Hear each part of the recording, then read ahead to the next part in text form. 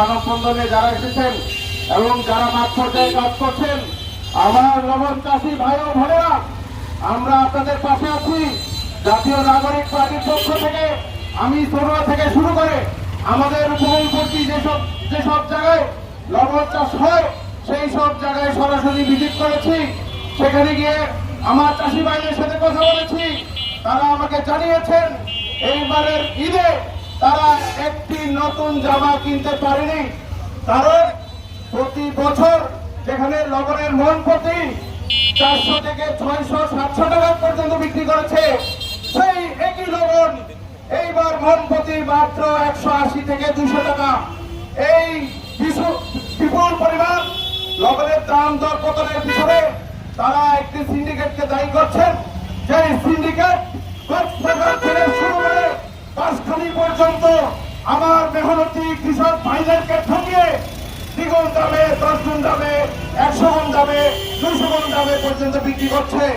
কারণ আপনারা দেখতে পাচ্ছেন বাজারে যে লবণের কেজি এখনো 40 টাকা, সেই লবণের কেজি কিন্তু আগেও 40 টাকা ছিল। তাহলে কৃষকের কাছে যদি আপনি অর্ধেক দামে কিনেন, তাহলে বাজারে কেন লবণের দাম অর্ধেক হচ্ছে না? তার মানে স্পষ্টত বোঝা যায় তারা এখান থেকে একটি বড় অংশের টাকা হাতিয়ে দিচ্ছে। আমার কৃষক ভাই ও বোনেরা, যারা এই তীব্ররোদে আমরা মানববন্ধন করছি, এখানে 1 ঘন্টা এখানে উপস্থিত থাকতে আমাদের অবস্থা খারাপ হয়ে যাচ্ছে।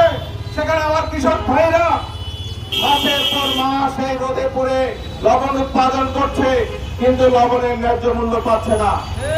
আমরা সিন্ডিকেটকে হুঁশিয়ার করে বলে দিতে চাই, আপনারা একটা জিনিস ভুলে যাবেন না, লবণ কিন্তু পচনশীল কোনো পণ্য নয়, লবণ কিন্তু সংরক্ষণ করা যায়।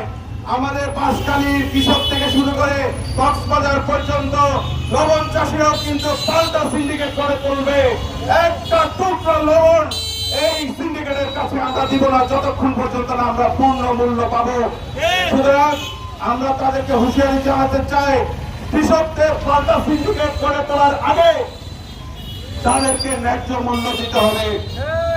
আরেকটি কথা আমি বলবো, শুধু খাওয়ার জন্য লবণ ব্যবহার হয় না, বাংলাদেশের পোশাক শিল্পে একটা বড় অংশের লবণ লাগে।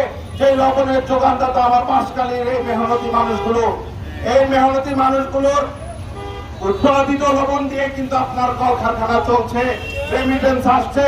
সুতরাং আপনি তাদেরকে ঠকিয়ে এখানে বাংলাদেশের উন্নয়ন চিন্তা করতে পারেন না। জাতীয় নাগরিক পার্টির পক্ষ থেকে প্রথমবারের মতো আমরা লবণ চাষীদের পক্ষে দাঁড়িয়েছি। এই বাঁশখালী থেকে কক্সবাজার আমি লবণ চাষীদের বলতে চাই, আমরা আপনাদের সাথে আছি। আপনারা এক বিন্দু ভয় পাবেন না। এই সিন্ডিকেটকে আমরা অতি দ্রুত ভেঙে দিব। সবাইকে অসংখ্য ধন্যবাদ।